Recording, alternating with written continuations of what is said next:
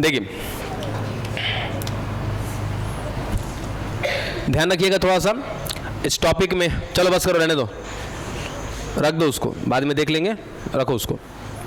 फिलहाल अभी जो हमारा डेरिवेशन है उस डेरिवेशन से पहले, उस टॉपिक को ज़्यादा डिटेल में जाने से पहले बस एक स्टेटमेंट दिमाग में रखेंगे हम। क्या ये स्टेटमेंट काफ़ी इंपॉर्टेंट है, स्टेटमेंट को ही आपको दिमाग में रखना है। उसके बाद हम समझाएंगे, वो आएगा तो ठीक है, ना आया तो भी ठीक है। जो नर होगा वो हमेशा अगुणित होगा।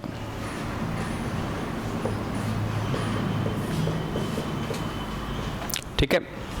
दूसरा लाइन, जो मादा होंगे वो द्विगुणित होंगे।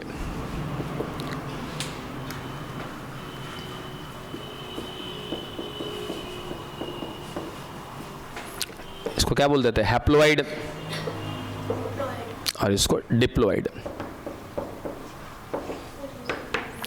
ठीक है, पहला चीज तो हमें यह समझना चाहिए कि अगुणित और द्विगुणित इन दोनों का मतलब क्या होता है। ठीक है, अगर ये दोनों बातें क्लियर हो जाएंगी तो इधर पीछे का सारा स्टेटमेंट क्लियर रहेगा और आगे समझने में भी आसानी होगी। अब सुनो कि अगुणित और द्विगुणित का मतलब क्या होता है। जैसे नॉर्मली हम क्या बोलते हैं कि मनुष्यों के अंदर गुणसूत्रों की संख्या कितनी है? 23 जोड़ी। ठीक है, अब 23 जोड़ी का मतलब क्या होता है कि एक तरफ 23 होंगे और इसके साथ और 23 मिलकर के क्या बनाया होगा? इसके साथ जोड़ी बनाया होगा। यानी कि मैं कह सकता हूं कि एक सेट यहां पर है गुणसूत्र का, प्लस एक सेट और है गुणसूत्र का। जब ये दोनों सेट आपस में मिलेगा तो कितना सेट बनेगा? 2 सेट। यानी कि एक सेट आया हमारे पिता से, 23 को आया कहां से? पिता से। तो 23 गुणसूत्र का जो सेट है वो आ गया पिता से। 23 गुणसूत्र का सेट कहां से आया? माता से। 23 और 23 मिलकर के क्या बना? जोड़ी। या तो मैं उसको 46 कह लूं या 23 जोड़ी कह लूं। कुल मिला जुला कर कितने सेट हैं हमारे अंदर? 2 सेट। तो जिस भी जीव के अंदर 2 सेट मिलेगा क्रोमोसोम का, वो स्थिति क्या कहलाता है? द्विगुणित। ठीक है, और जिसके अंदर केवल एक सेट मिलेगा वो क्या कहलाएगा? अगुणित। ठीक है, अब ये अगुणित और द्विगुणित किस आधार पे कह रहे हैं हम लोग? गुणसूत्र के संख्या के आधार पे कह रहे हैं। ठीक है, तो ये अगुणित और द्विगुणित की बात किसके लिए आती है? गुण सूत्र के लिए आती है कि भाई यदि गुणसूत्र का एक सेट है तो अगुणित, और गुणसूत्र का यदि दूसरा सेट भी है तो द्विगुणित। अब बताओ ये चीज गुणसूत्र होना या ना होना कहां पर होता है? कोशिका में। कोशिका में कहां पर? केंद्रक में। तो केंद्रक में ऐसा हो सकता है एक सेट वाला भी, और एक ऐसी कोशिका हो सकती है जिसके केंद्रक में क्या होगा? 2 सेट होगा। तो जिस कोशिका के केंद्रक में एक सेट मिल रहा है गुणसूत्र का, ये पूरी कोशिका क्या कहलाएगी? अगुणित कहलाएगी। एक ऐसी कोशिका जिसके केंद्रक में 2 सेट मिल रहा है वो क्या कहलाएगा? द्विगुणित कहलाएगा। अब बताओ कि हमारे अंदर कोशिकाएं कैसी हैं? हमारे शरीर में मिलने वाली एक एक कोशिका के अंदर जो केंद्रक है उसके अंदर याद रखना कितना सेट गुणसूत्र है? 2 सेट। क्या ये वाली कोशिका भी है क्या हमारे पास? है। कौन है वो कोशिका? तो याद रखना कौन है बच्चा? युग्मक। क्योंकि जब युग्मक बनते हैं तो इन्हीं कोशिकाओं से युग्मक बन रहे हैं। यानी कि जो कोशिकाएं क्या बनाने वाली हैं? युग्मक बनाने वाली हैं। उसके अंदर कितने सेट क्रोमोसोम होंगे? 2 सेट। ठीक है, लेकिन जब हमको क्या बनाना है? युग्मक, तो बीच में एक विभाजन आता है, कौन सा? अर्धसूत्री क्या करेगा? इस सेट को तोड़ देगा। इसके अंदर गुणसूत्र संख्या 1, गुणसूत्र संख्या 1 ऐसे जोड़ी बनाया होगा, इसके जोड़ी को क्या कर देगा? तोड़ देगा। तो तोड़ देगा तो जो युग्मक बनेगा तो एक सेट चला जाएगा इसमें और एक सेट चला जाएगा इसमें। ठीक है, तो अब ये कोशिकाएं क्या कहला जाएंगी हमारे लिए? अगुणित कोशिकाएं। तो अगुणित कोशिकाओं का निर्माण कैसे हुआ है? द्विगुणित कोशिकाओं से। कौन से विभाजन से? अर्धसूत्री विभाजन से। अब इसमें से कितने ऐसे लोग हैं जो विभाजन नहीं जानते हैं? अगर विभाजन नहीं जानते हो बच्चा, थोड़ी सी समस्या बनेगी आपके साथ इस टॉपिक में। यहाँ तक की बात क्लियर है क्या है कि मधुमक्खियों में हमने कहा कि नर हमेशा अगुणित होते हैं, मादा हमेशा द्विगुणित होती हैं। ठीक है, और एक बात थोड़ा सा लॉजिक लगाओगे तो खुद समझ में आएगा कि हम द्विगुणित कैसे हुए। क्योंकि एक सेट पिता से आया, एक सेट माता से आया। तो हम ऐसा भी कह सकते हैं ना कि जिस जीव का जन्म निषेचन के बाद हुआ है, जिस जीव का जन्म निषेचन होने से हुआ, जैसा आपको कहना हो, चूंकि निषेचन होगा इसका मतलब का नर युग्मक आएगा, मादा युग्मक आएगा, दोनों का जुड़ना ही क्या कहलाता है? निषेचन कहलाता है। नर युग्मक आएगा तो एक सेट लेकर आएगा, मादा युग्मक आएगा वो भी एक सेट लेकर आएगा, दोनों सेट एक कोशिका में बन जाएगा। तो वो जो कोशिका बनेगी वो क्या कहलाएगी? द्विगुणित कहलाएगी। यानी कि ऐसा कहना अच्छा होगा ना कि जो द्विगुणित कोशिका है वो निषेचन के बाद बनती है। बात समझ में आई? इसको मिटाएं।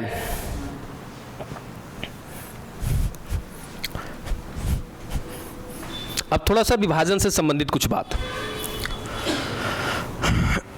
हमारे पास है एक द्विगुणित कोशिका, ठीक है। अगर इसको बनाना है क्या? युग्मक। और एक बात दिमाग में रखिएगा कि युग्मक हमेशा अगुणित होते हैं, हमेशा अगुणित होंगे, चाहे वो कोई भी परिस्थिति हो। कैसे होंगे युग्मक? हमेशा अगुणित होंगे। हमने क्या दे रखा है कि भाई एक द्विगुणित कोशिका है, इससे क्या बनाना है? युग्मक। युग्मक कैसे होते हैं? हमेशा अगुणित। यानी कि एक द्विगुणित कोशिका से अगुणित कोशिका बनानी है तो कौन सा विभाजन करना होगा? अर्धसूत्री। सही है ना कि अर्धसूत्री करेंगे तो इसके अंदर दो सेट मिल रहा है, जो अगली कोशिका बनेगी वो क्या बनेगी? एक सेट वाली बनेगी। एक और स्थिति कि एक कोशिका अगुणित है और इससे भी क्या बनवाना है? युग्मक। तो युग्मक कैसे होंगे? अगुणित ही होंगे। अगुणित कोशिका भी है, अगुणित युग्मक भी है, यहां पे कौन सा विभाजन कराओगे? समसूत्री। बात कुछ पल्ले पड़ी क्या? ठीक है, हमको आधा करना था तो अर्धसूत्री कराए हैं, जैसा था वैसा ही बनाना था, समान बनाना था तो कौन सा विभाजन कराए हैं? समसूत्री। समसूत्री का मतलब ही क्या होता है कि समसूत्री विभाजन के पश्चात जो नई कोशिका बनती है वह पुरानी कोशिका के समान होती है। ये नई पुरानी हम ना बोल के क्या बोलते हैं? मातृ और पुत्री। जिसने जन्म दिया वो क्या कहलाएगी? मातृ कोशिका। जिसका जन्म हुआ वो क्या कहलाएगा? पुत्री कोशिका। तो समसूत्री विभाजन के पश्चात मातृ कोशिका और पुत्री कोशिका में गुणसूत्रों की संख्या समान रहती है। अर्धसूत्री विभाजन के पश्चात बनी हुई पुत्री कोशिका में गुणसूत्रों की संख्या मातृ कोशिका में उपस्थित गुणसूत्रों की संख्या के आधी होती है। क्लियर है यहां तक की बात? चलो, तो जितनी बार भी हमें विभाजन कराने के लिए आएगा कर लेंगे ना कि द्विगुणित कोशिका है, युग्मक बनाना है, क्या कराएंगे? अर्धसूत्री विभाजन। अगुणित कोशिका है, युग्मक बनाना है, कौन सा विभाजन कराएंगे? समसूत्री विभाजन। चलो, ये भी मिटा रहे हैं।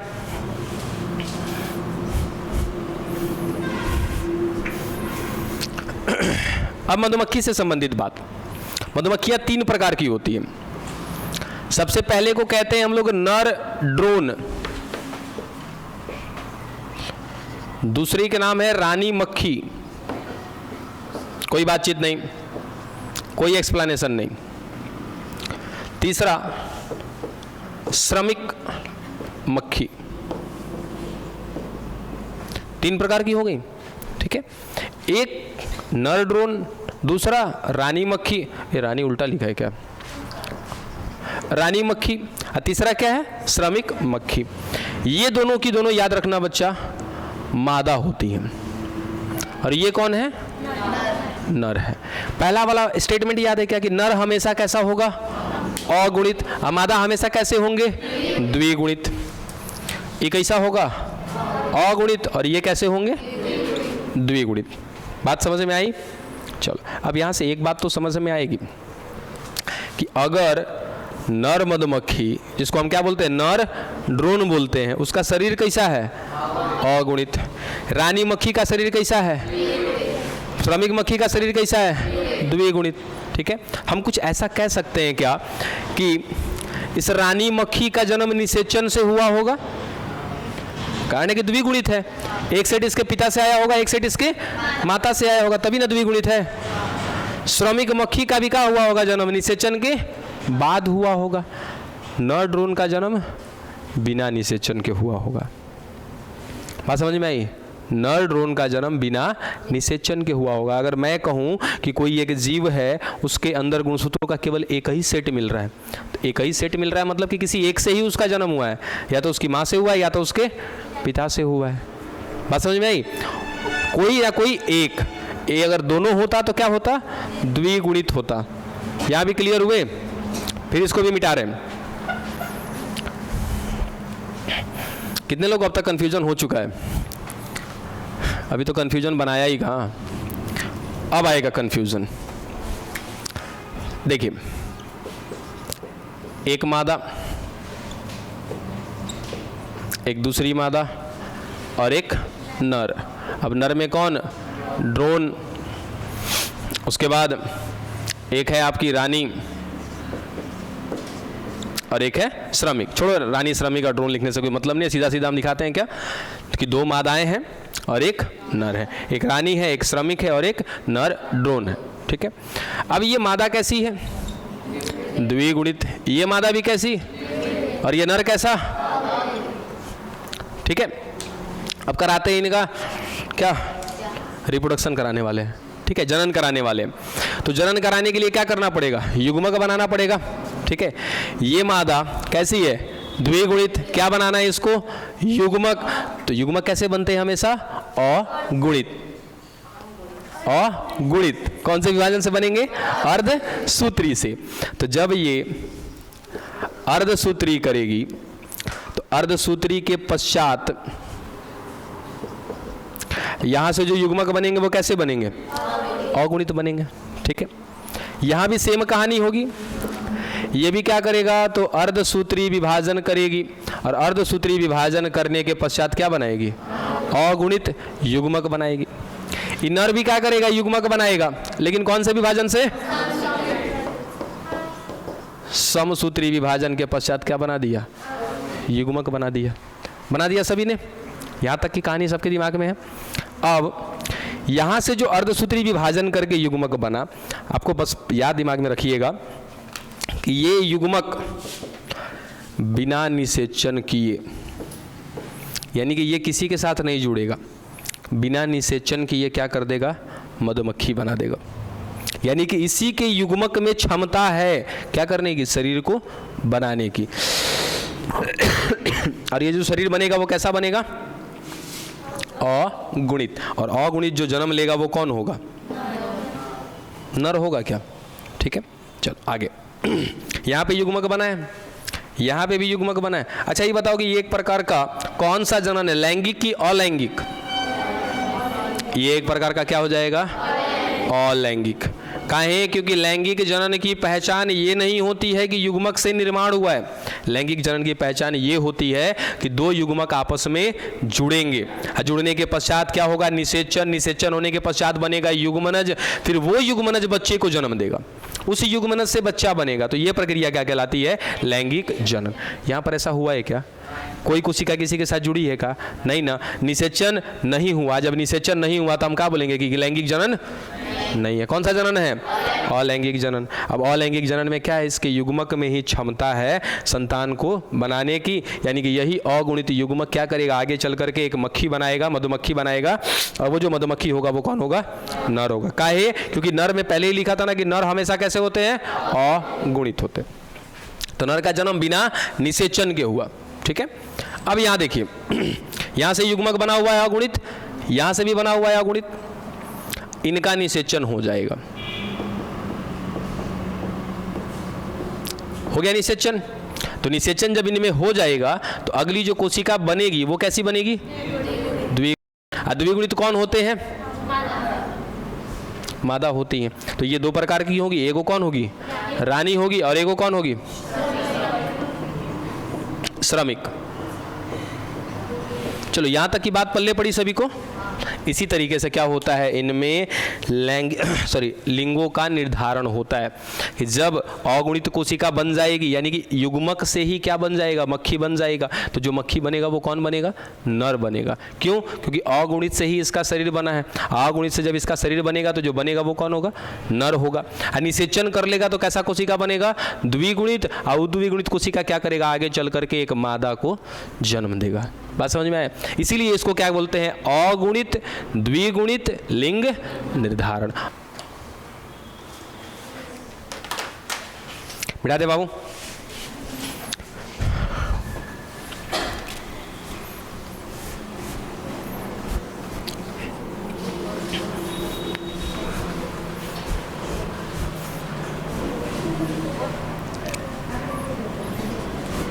किसी को डाउट तो नहीं रह गया?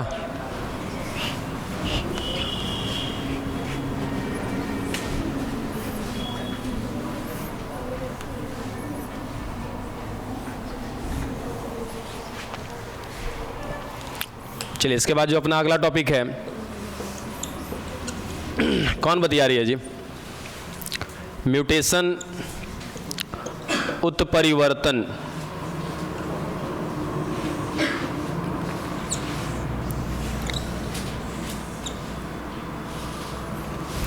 क्या है उत्परिवर्तन, कोई बताएगा? पहले हिंट किए हुए हैं।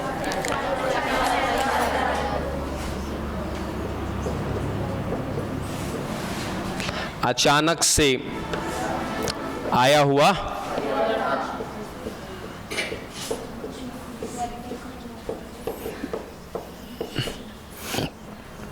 यानी कि हमारे शरीर में या किसी भी जीव के शरीर में कोई भी अचानक, ठीक है, कोई भी यदि ऐसा इंसिडेंट हो जाए, कोई ऐसी दुर्घटना हो जाए जो उसके शरीर में पहले नहीं थी, ठीक है, और अब वो परिवर्तन हमें देखने को मिल रहा है, तो ऐसा परिवर्तन क्या कहलाता है बच्चा? उत्परिवर्तन। ठीक है। अब दूसरा सवाल, क्या उत्परिवर्तन वंशागति दिखाता है? वंशागति का मतलब क्या होता है? एक पीढ़ी से दूसरे पीढ़ी तक लक्षणों का आना जाना ही क्या कहलाता है? वंशागति कहलाता है। तो सवाल ये कि क्या ये वंशागति को दिखाता है? बिल्कुल दिखा सकता है। ठीक है, उत्परिवर्तन वंशागति को दिखा सकता है। ठीक है, लेकिन कुछ कंडीशन होते हैं। क्या कंडीशन होते हैं वो आगे चल के देखेंगे। उत्परिवर्तन का मतलब क्या हुआ? सीधा सीधा कि मेरे शरीर में या फिर कोई भी जीव है उसके शरीर में ना कुछ अचानक सा क्या आ गया? परिवर्तन आ गया। सीधा सीधा क्या आ गया? कुछ चेंज आ गया। अब वो जो चेंज है वो शरीर में उसके पहले नहीं था, अब दिख रहा है, तो ऐसे चेंज को क्या बोलेंगे? म्यूटेशन बोलेंगे। ठीक है। अब दूसरा सवाल हमने किया कि क्या अगर वो चेंज मेरे अंदर आ गया तो क्या वो चेंज मेरे पीढ़ी से अगले पीढ़ी में जाएगा? क्या जा सकता है। ठीक है, कैसे जा सकता है, किस स्थिति में जा सकता है, इसके बाद देखेंगे। लेकिन क्या लंबे समय तक जाएगा? तो याद रखिएगा ये कैसे होते हैं? विरल होते हैं। ऐसे लक्षण जो किसके बाद आते हैं? उत्परिवर्तन के बाद आते हैं। ये लक्षणों की वंशागति होती है, लेकिन ये कैसे होते हैं? विरल होते हैं। विरल का मतलब डिसकंटिन्यूअस होते हैं। कोई जरूरी नहीं है कि अगली पीढ़ी में जाएंगे, और अगली पीढ़ी में यदि चले भी गए तो वहां से कोई जरूरी नहीं है कि उसके अगली पीढ़ी में जाएंगे। ये कभी भी ऐसे लक्षण खत्म हो सकते हैं। कुछ ऐसे लक्षण होते हैं जो कभी खत्म होने के चांसेस नहीं होते, जैसे हाथ और पैर का होना। हमारे पिता के भी थे, हमारे भी हैं, हमारी अगली पीढ़ी के भी होंगे, उसके अगली पीढ़ी के भी होंगे। ये लक्षण कभी नहीं खत्म होने वाला। लेकिन अगर कुछ ऐसा लक्षण है, उत्परिवर्तन का मतलब क्या? चेंज। चेंज आया तो वो क्या कहलाएगा? लक्षण कहलाएगा। तो उत्परिवर्तन की वजह से यदि कोई लक्षण आया है और वो लक्षण यदि वंशागति दिखा रहा है, ठीक है, तो वंशागति दिखा रहा है, तो वंशागति किस रूप में दिखाएगा? विरल रूप में दिखाएगा। ये किसी भी पीढ़ी से गायब हो सकता है, कोई जरूरी नहीं है कि ये हर एक पीढ़ी में जाता रहेगा। ठीक है। दूसरा सवाल आता है क्या कि ये वंशागति दिखाएगा कब? तो ये बात आपको पहले ही बता चुके हैं हम कि हमारे शरीर में दो प्रकार की कोशिका है, एक है कायिक कोशिका और एक है जनन कोशिका। तो जनन कोशिका में कौन आ जाते हैं? शुक्राणु और अंडाणु आ जाते हैं। नर होगा तो शुक्राणु और मादा होगी तो अंडाणु। और वही कायिक कोशिका में तो शुक्राणु और अंडाणु को छोड़ करके बाकी जितनी भी शेष कोशिका बचती है हमारे शरीर में, वो सारी की सारी क्या कहलाती हैं? कायिक कोशिका। तो परिवर्तन तो आएगा, तो वो चीज़ क्या कहलाएगा? उत्परिवर्तन कहलाएगा। किसी का हाथ कट जाना, ठीक है, हाथ कट गया, पहले से 2 हाथ था, अब आज के डेट में 1 हाथ है, तो वो क्या है? चेंज ही तो आया है ना। ऐसा चेंज क्या कहलाएगा? उत्परिवर्तन कहलाएगा। फिर सवाल आता है कि चलो उत्परिवर्तन तो हो गया, अचानक से चेंज तो आ गया, लेकिन क्या वो चेंज वंशागति दिखाएगा? दिखाएगा, लेकिन कब? कि जब वो चेंज किस में आया हो? जनन कोशिका में आया हो, तब ही वो अगले पीढ़ी में जाएगा। अगर कायिक कोशिका में आया होगा तो अगले पीढ़ी में चांस ही नहीं है। ठीक ठीक है, हमने क्या बोला कि मेरे अंदर अगर मैं एक नर हूं तो मेरे अंदर स्पर्म को छोड़ करके, शुक्राणु को छोड़ करके सारी कोशिकाएं कैसी हैं? कायिक कोशिका है। अब उन सारी कोशिका में कोई भी परिवर्तन आ जाए, हाथ कट जाए, हाथ में कोई चीज हो गया, पैर में कोई चीज हो गया, सिर में हो गया कुछ भी, तो जो भी चेंज आया वो किस में आया? कायिक कोशिका में आया। तो उस चेंज की वजह से मेरे अगली पीढ़ी में वो वंशागति नहीं दिखाएगा, कारण कि वो जो चेंज आया है किस में आया था? कायिक कोशिका में। हाँ, अगर किसी कारणवश मेरे जनन कोशिका में उपस्थित गुणसूत्रों में कोई चेंज आ गया तो वो क्या कहलाएगा? उत्परिवर्तन। लेकिन कहलाने के साथ साथ वो उत्परिवर्तन क्या दिखाएगा? वंशागति दिखाएगा। बात समझ में आई? मेरे हाथ की कोशिका के वजह से मेरी अगली पीढ़ी नहीं आएगी, लेकिन मेरे अंदर जो मेरी जनन कोशिका है उसके वजह से तो अगली पीढ़ी आएगी ना। तो चेंज अगर जनन कोशिका में आएगा तो अगली पीढ़ी में भी चेंज आएगा, और चेंज अगर कायिक कोशिका में आएगा तो अगली पीढ़ी में कोई चेंज नहीं आएगा। बात समझ में आई? ठीक है। अब सवाल यहाँ पर दो चीज और आता है कि इस बात को सबसे पहले किसने देखा? कोई तो देखा होगा, ठीक है। एक नाम आप पहले से सुन रखे हैं, ह्यूगो डी व्रिस। ये जो ह्यूगो डी व्रिस थे ना, इन्होंने सबसे पहले देखा था किसको? म्यूटेशन को, उत्परिवर्तन को। कहां देखा था? प्रिमरोज में देखा था। प्रिमरोज, ठीक है। प्रिमरोज एक पादप है, पुष्प लगते हैं उसमें, फूल होता है प्रिमरोज, ठीक है। उसी प्रिमरोज में सबसे पहले देखने वाले वैज्ञानिक का नाम क्या था? Hugo de Vries. लेकिन इन्होंने उत्परिवर्तन के बारे में ज़्यादा डिटेल में स्टडी नहीं किया, ना ही ज़्यादा डिटेल में हमको बताया। तो एक और व्यक्ति आए जिन्होंने क्या किया? इसको डिटेल्स में बताया। किसको? उत्परिवर्तन को या फिर म्यूटेशन को। तो वो बताने वाले कौन थे? टी.एच. मॉर्गन। याद है क्या ये वैज्ञानिक का नाम? ठीक है। तो टी.एच. मॉर्गन को याद रखिएगा कि टी.एच. मॉर्गन एक ऐसे वैज्ञानिक थे जिन्होंने उत्परिवर्तन को सबसे ज्यादा डिटेल में समझाया था। लेकिन इसको देखा किसने था सबसे पहले? ह्यूगो डी व्रिस ने।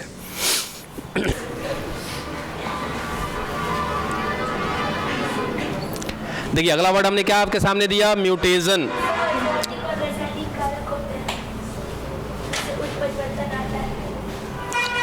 देखिए म्यूटेशन, या तो इसको शुद्ध हिंदी में कहेंगे तो क्या कहते हैं? उत्परिवर्तन जन, ठीक है। अब ये क्या मतलब होता है? तो ये वो कारक हैं जिनके वजह से उत्परिवर्तन आता है, ठीक है। यानी कि म्यूटेशन क्या होते हैं? तो ऐसे कारक जिसकी वजह से क्या आ रहा है? म्यूटेशन, ठीक है। जैसे कारक का मतलब क्या कि इनके वजह से ही चेंज आएगा। अब हमने कहा कि हमें गर्मी लग रही है, इसके पीछे कोई कारण है क्या? तापमान, ठीक है। तो वैसे ही उत्परिवर्तन हो रहा है किसी जीव के अंदर, तो कुछ तो कारक होगा ना, कोई तो कारण होगा। तो जो कारक होगा उसी को क्या कहते हैं? म्यूटेशन कहते हैं, ठीक है। अब ये कारक कितने प्रकार के हो सकते हैं? देखिए सबसे पहला भौतिक कारक, जैसे हाथ कट जाना, टूट जाना, फट जाना, ये सभी किस में आते हैं? भौतिक में। दूसरा रासायनिक, यानी कि कुछ रसायन, कुछ केमिकल्स। तीसरा किरणें। ये मुख्य रूप से तीन कारक हैं जिनके वजह से क्या आते हैं? उत्परिवर्तन, ठीक है। किसी भी जीव में भौतिक कारक के वजह से उसके अंदर बदलाव देखने को मिल सकता है, ठीक है। किसी भी जीव में रासायनिक कारक के वजह से कुछ परिवर्तन देखने को मिल सकता है, या फिर किरणें। अब किरणें कौन सी किरणें? यही किरणें, ठीक है। एक्सरे किरणें, गामा रे किरणें, ठीक है। एक्सरे, गामा रे, ये सभी जो होती है ना, अल्फा किरणें, तो ये सभी की वजह से भी क्या आता है? चेंज आता है। जैसे नॉर्मली आपको पता है कि नहीं, अगर आप ज़्यादा से ज़्यादा एक्सरे कराते हो तो आपको बोन कैंसर हो सकता है, हड्डियों का कैंसर हो सकता है, ठीक है। क्यों? क्योंकि एक्सरे आप सुन तो लेते हो, समझते हो कभी एक्सरे करता क्या है? एक्सरे में इतनी क्षमता है कि वो आपके मांस को पार कर जाता है। जैसे टॉर्च में से भी क्या निकल रही है? किरण निकल रही है। उसकी क्षमता इतनी भी नहीं है कि दीवार पार कर जाए, उसकी क्षमता इतनी नहीं है कि पर्दे को पार कर जाए, है ना। एक कपड़े पेपर को नहीं पार कर सकती है लाइट। जबकि एक्सरे में, जो आप हाथ के एक्सरे कराते हो कभी भी कहीं का भी, तो उसके अंदर इतनी क्षमता है कि वो आपके मांस को छेद के अंदर जा सकता है और आपके हड्डियों का नक्शा डिजाइन लेके बाहर। हाँ समझिए। तो आपके मांस को छेद के जा रहा है, हड्डियों तक मांस को पार करके जा रहा है, तो चांसेस बनते हैं कैंसर होने के, ठीक है। तो इन किरणों के वजह से नुकसान हो सकता है आपको। रासायनिक रूप से भी किसी प्रकार का परिवर्तन आ सकता है हमारे अंदर। हम डे बाई डे क्या कर रहे हैं, बहुत सारे केमिकल से घिरे पड़े हैं क्या, साग सब्जी खा रहे हैं, जो भी खाना पीना खा रहे हैं, चारों तरफ क्या है, केमिकल ही केमिकल्स है, ठीक है। और भी बहुत सारी चीज़ें हम खा रहे हैं तो केमिकल ही केमिकल भरा पड़ा है। उसके अलावा जैसे गुटखा हैं, अल्कोहल पीने वाले हैं, वो भी क्या कर रहे हैं, केमिकल ही तो ले रहे हैं ना अपने अंदर। उन केमिकल की वजह से मान लो उनका किडनी खराब हो गया, खराब हो गया तो क्या कहेंगे, चेंज आ गया क्या, हाँ चेंज आया तो क्या उत्तर परिवर्तन हो गया, क्या हो गया ना उत्तर परिवर्तन। लेकिन क्या ये उत्तर परिवर्तन, किसी व्यक्ति का किडनी खराब हुआ है अल्कोहल लेने से, तो क्या ये उत्तर परिवर्तन उसको वंशागति दिखाएगा, नहीं, क्योंकि किडनी क्या है, एक प्रकार की कायिक कोशिका से बना हुआ है। चेंज कहाँ पे आना चाहिए, जनन की कोशिका में आना चाहिए, ठीक है। तो सीधा सीधा बात समझ में आया कि म्यूटेशन क्या है।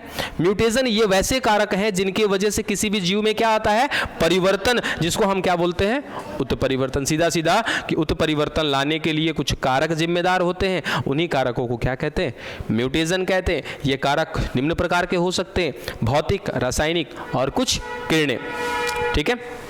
बिड़ाए इसको भी लिखना तो नहीं है ना, चलिए ये भी जान लिया कि भाई म्यूटेशन किस वजह से आ सकता है। अब अगला जो टॉपिक है म्यूटेशन से जुड़ा हुआ और अंतिम टॉपिक, उत्परिवर्तन के प्रकार, ये कितने प्रकार के हो सकते हैं, ठीक है। तो मुख्यतः इसके 4 प्रकार हैं। सबसे पहला प्रकार कायिक उत्परिवर्तन, दूसरा लैंगिक उत्परिवर्तन, तीसरा बिंदु उत्परिवर्तन और चौथा फ्रेम शिफ्ट उत्परिवर्तन। ये 4 प्रकार हैं उत्परिवर्तन के। कौन कौन, कायिक, लैंगिक, बिंदु और फ्रेम शिफ्ट। डन। चल, कायिक उत्परिवर्तन आपको बखूबी समझ में आता है। अभी अभी हमने पढ़ा कि कायिक कोशिकाओं से बना हुआ जो भी अंग होता है, जो भी शारीरिक अंग होता है, उस शारीरिक अंग को क्या कहते हैं, कायिक उत्परिवर्तन, सॉरी कायिक अंग कहते हैं, ठीक है। कायिक कोशिका से बना हुआ अंग क्या कहलाएगा, कायिक अंग। यदि उन कायिक कोशिकाओं में किसी प्रकार का बदलाव देखने को मिले तो वो क्या कहलाएगा, उत्परिवर्तन। कौन सा उत्परिवर्तन, कायिक उत्परिवर्तन। यदि लैंगिक कोशिकाओं में अचानक से कोई परिवर्तन देखने को मिल रहा है तो ऐसा उत्परिवर्तन क्या कहलाएगा, लैंगिक उत्परिवर्तन कहलाएगा, ठीक है। अच्छा एक सेकंड, इससे पहले थोड़ा सा, अगर मैं कहूं एक तरफ हमने जीनोटाइप रखा, ठीक है, दूसरी तरफ रख दिया फिनोटाइप। जीनोटाइप में किसको लिखते हैं, जीन को लिखते हैं। फिनोटाइप में किसको लिखते हैं, लक्षण को लिखते हैं। अगर मैं कहूं कि जीनोटाइप बदल गया, क्या फिनोटाइप भी बदल जाएगा या नहीं बदलेगा, सोच समझ के कहिएगा। जीनोटाइप बदला तो क्या फिनोटाइप बदलेगा या नहीं बदलेगा, बदलेगा। कैसे, देखिए अभी तक एक पौधे का जीनोटाइप मिल रहा था कैपिटल टी, ठीक है। ये कैसा होगा फिनोटाइप में, शुद्ध लंबा, ठीक है। इसके जीनोटाइप में आ गया क्या, उत्परिवर्तन। ये हो गया स्मॉल टी, या फिर स्मॉल टी ना कहा हमने, चलो कैपिटल टी था, एक को कर दिया स्मॉल टी। क्या इसका फिनोटाइप बदलेगा कि नहीं बदलेगा, हाँ यहाँ पे मैंने शुद्ध जीन लिखा है तब हम बात कर रहे हैं, ना लिखेंगे तो नहीं बात करेंगे, नहीं लिखेंगे तो नहीं बात करेंगे, लिखेंगे तो बात करेंगे, ठीक है। तो अगर हमने सीधा सीधा यहाँ दिखाया तो समस्या इस बात से है कि लंबा और शुद्ध वाले छोड़ दो, उसको हटा दो, अब हो गया ना कहानी। आप लोग पता है सबसे बड़ा मैटर यही करता है कि बस एक ही जगह पे अटके रहते हो। हमारे माइंड में देखो बच्चा, हम ना कोई लिखा लिखाया बात नहीं बताते आपको, ना ही आपके बुक की बात बताते हैं कि जो लिखा है वही चीज़ है, जो माइंड में आता है पढ़ाते समय वो बता देते हैं। अब उसी चीज़ पे फोकस करके रहोगे तो फिर नई बात कहाँ से समझोगे। मेन मतलब क्या है कि जीनोटाइप जब तक ठीक है तब तक तो वही लक्षण रहेगा। यदि जीनोटाइप में किसी प्रकार का बदलाव आ गया तो क्या हो जाएगा, फिनोटाइप भी बदल जाएगा। नहीं बदला फिनोटाइप, अच्छा चलो ना, तुम्हारे हिसाब से शुद्ध अशुद्ध फिनोटाइप में नहीं दिख रहा है, ठीक है, नहीं दिख रहा है ना, अब दिख जाएगा ना कि ये कैपिटल था, एक स्मॉल था, अभी भी लंबा है, ठीक है। अब ये जो कैपिटल वाला है लो स्मॉल कर दिया, अब जीनोटाइप बदला हुआ है, फिनोटाइप भी बदला हुआ दिखाई देगा आपको, क्या हो जाएगा, बौना हो जाएगा। तो एकदम हमेशा याद रखिएगा कि जब भी जीनोटाइप में बदलाव आएगा फिनोटाइप भी क्या हो जाएगा, बदल जाएगा। यानी कि एक जीन जो काम कर रहा है यदि इस जीन को बदल दिया जाए तो काम क्या हो जाएगा, बदल जाएगा इसका। ठीक है, अब आ जाओ आगे देखते हैं।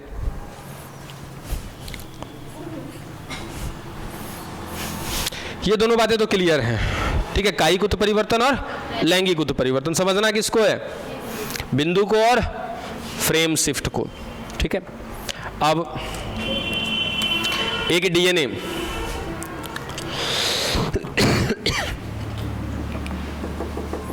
डीएनए को यदि खोलोगे ना कुछ ऐसा, और अगले ही चैप्टर में पढ़ना है आपको डीएनए पूरा बढ़िया से।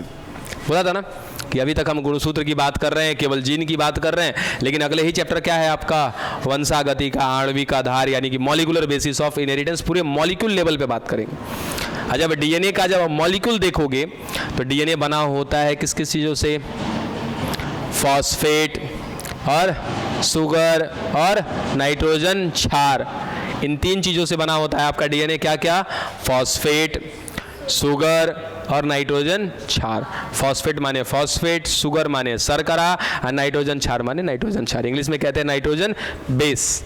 ठीक है, अब मैं फॉस्फेट की और शुगर की बात नहीं कर रहा, जो नाइट्रोजन क्षार होते हैं मैं उनकी बात कर रहा हूँ। तो नाइट्रोजन क्षार हमारे डीएनए में 4 प्रकार के होते हैं, एडेनिन, ग्वानिन, साइटोसिन,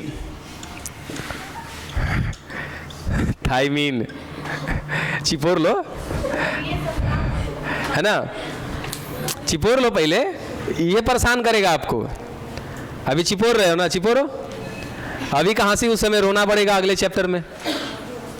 अभी तो समझ में, अभी तो दिक्कत कहाँ है, जब एडेनिन का संरचना बना देंगे ना तो मथवा पकड़ के सब बैठ जाओगे, समझे। एडेनिन बना दिया, ग्वानिन बना दिया, साइटोसिन, थाइमिन, दिमाग एकदम घूम जाएगा। अब बच्चिया तू काहे माथा पे हाथ रख रही है भाई, अभी अगले चैप्टर में रखना, अभी नहीं। चलो, तो 4 प्रकार का नाइट्रोजन क्षार है हमारे डीएनए में, कौन कौन, एडेनिन, ग्वानिन, साइटोसिन, थाइमिन। ठीक है, ये अपना में जोड़ी बनाता है। सबको शॉर्ट में लिखते हैं, देखो एडेनिन को ए से लिखते हैं, ग्वानिन को जी से, साइटोसिन को सी से और थाइमिन को टी से। इसमें स्मॉल नहीं लिखते, सबको कैपिटल लिखते हैं। एडेनिन हमेशा जुड़ता है थाइमिन के साथ और ग्वानिन हमेशा जुड़ता है साइटोसिन के साथ। थाइमिन हमेशा एडेनिन के साथ, साइटोसिन हमेशा ग्वानिन के साथ। ये नाइट्रोजन क्षार हैं, ठीक है, जिनसे बना होता है हमारा डीएनए। अब देखो डीएनए में यहाँ अगर एडेनिन है तो दूसरे वाले धागे पर क्या होगा, थाइमिन। यहाँ थाइमिन तो यहाँ क्या होगा, एडेनिन। यहाँ guanine, cytosine, cytosine, guanine, adenine, thymine, thymine, adenine, guanine, cytosine, cytosine, guanine. इस तरीके से होते हैं, ठीक है। और इनके बीच में बने होते हैं हाइड्रोजन बंध। अभी हम बंध की बात नहीं कर रहे हैं, कहीं कहीं पर आपको डबल बॉन्ड देखने को मिलेगा, कहीं कहीं पर ट्रिपल बॉन्ड, वो छोड़ देते हैं, अभी कुछ नहीं पढ़ा रहे अभी, ठीक है। तो ये बॉन्ड की बात छोड़ दें, सीधा सीधा कुछ बात समझ में आई, ठीक है। ये हो गया हमारा एक डीएनए। इस डीएनए को हमने जब डिटेल में पढ़ा, देखा, तो पता चल रहा है कि इसमें क्या मिल रहा है, नाइट्रोजन क्षार, ठीक है। अब क्या हुआ कि यहाँ एडेनिन है तो यहाँ पे क्या है, थाइमिन। थाइमिन है तो adenine, guanine, cytosine, cytosine, guanine. यही कंडीशन हमेशा चलता रहेगा, ठीक है। अगला क्या पढ़ना है हमको, बिंदु उत्परिवर्तन। यहाँ ग्वानिन था, इसके बदले में यहाँ पे क्या था, साइटोसिन। यहाँ हो गया एडेनिन, इसके बदले यहाँ पे क्या आ जाएगा, थाइमिन। ये जो परिवर्तन आया ना हमारे डीएनए में, बस केवल एक बिंदु पर आया है, बात समझे। इसीलिए ऐसे उत्परिवर्तन को क्या कहते हैं, बिंदु उत्परिवर्तन कहा जाता है। इंग्लिश में कहते हैं पॉइंट म्यूटेशन। बात समझ में आई। बिंदु उत्परिवर्तन, तो बिंदु उत्परिवर्तन का मतलब क्या होता है कि डीएनए के किसी एक बिंदु पर कोई उत्परिवर्तन आ रहा है तो ऐसा उत्परिवर्तन क्या कहलाएगा, बिंदु उत्परिवर्तन कहलाएगा। बात समझ में आई। इसका एग्जाम्पल है सिकल सेल एनीमिया, पढ़ाएंगे आपको। सिकल सेल एनीमिया क्या होता है वो चीज़ हम लोग पढ़ेंगे, उसको पढ़ेंगे मेंडलीय विकार में, ठीक है। फिलहाल बिंदु उत्परिवर्तन समझ में आ गया। चलो अगला उत्परिवर्तन कौन सा है? फ्रेम शिफ्ट उत्परिवर्तन। फ्रेम माने क्या होता है? एगो पूरा फ्रेम, ठीक है। तो अब क्या होगा कि यदि उत्परिवर्तन एक फ्रेम में आ जाए, है ना, यानी कि एक से ज्यादा नाइट्रोजन क्षार में देखने को मिले, यहाँ पे क्या दिख रहा है? एक फ्रेम दिख रहा है, ठीक है। ये अभी तक क्या था? केवल एक बिंदु पर आया था, ये क्या हो रहा है? एक बिंदु से ज्यादा आ रहा है। इस पूरे में अगर बदलाव आ गया तो ऐसा चेंज क्या कहलाता है? फ्रेम शिफ्ट उत्परिवर्तन। खत्म हो गया आपका उत्परिवर्तन। उत्परिवर्तन क्या था? अचानक से आया हुआ कोई परिवर्तन क्या कहलाता है? उत्परिवर्तन कहलाता है। उत्परिवर्तन लाने के लिए कुछ कारक जिम्मेदार होते हैं, जिनको क्या बोलते हैं? म्यूटेशन बोलते हैं। अब वो कारक कौन कौन से हो सकता है? भौतिक कारक हो सकता है, रासायनिक कारक हो सकता है, या तो कुछ किरणें हो सकती हैं, ठीक है। चलो कारक भी देख लिया।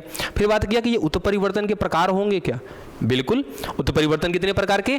4 प्रकार के। सबसे पहला कायिक उत्परिवर्तन, यानी कि कायिक कोशिका में आया हुआ कोई परिवर्तन क्या कहलाएगा? कायिक उत्परिवर्तन। और कायिक उत्परिवर्तन गलती से भी वंशागति नहीं दिखाएगा।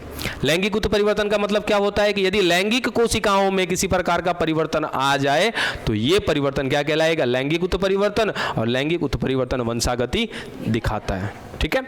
तीसरा आपने क्या पढ़ा? बिंदु उत्परिवर्तन। तो बिंदु उत्परिवर्तन का मतलब क्या होता है कि हमारे गुणसूत्र में या डीएनए में उपस्थित किसी एक बिंदु पर, अब वो बिंदु किस स्तर पर है? आणविक स्तर पर है। और आणविक स्तर में आएंगे तो पता चलेगा कि हमारा डीएनए बना होता है फॉस्फेट का, उसके बाद शुगर का, उसके बाद नाइट्रोजन क्षार का। इस नाइट्रोजन क्षार के किसी एक बिंदु पर यदि परिवर्तन आएगा तो ऐसा परिवर्तन क्या कहलाएगा? बिंदु उत्परिवर्तन। अब सवाल कि ये वंशागति दिखाएगा कि नहीं दिखाएगा? अगर कहीं कायिक कोशिका में हुआ होगा तब है तो सिंपल सा लॉजिक है, आपको खाली एक ही जगह पे याद रखना है कि वंशागति कहां पर दिखाया जाएगा? कायिक कोशिका में। ये डीएनए कहीं का हो सकता है? लैंगिक कोशिका में, ठीक है। ये डीएनए लैंगिक कोशिका का अगर होगा तब तो वंशागति दिखाएगा, और अगर कायिक कोशिका हुआ तो वंशागति नहीं दिखाएगा। फिर से फ्रेम शिफ्ट। फ्रेम शिफ्ट का मतलब क्या कि पूरे डीएनए में किसी एक पूरे फ्रेम में ही बदलाव आ जाए, तो ये पूरा फ्रेम में बदलाव आएगा तो क्या कहलाएगा? फ्रेम शिफ्ट उत्परिवर्तन। और ये डीएनए अगर कायिक कोशिका का हुआ तो वंशागति नहीं दिखाएगा, अगर लैंगिक कोशिका का हुआ तो वंशागति खत्म।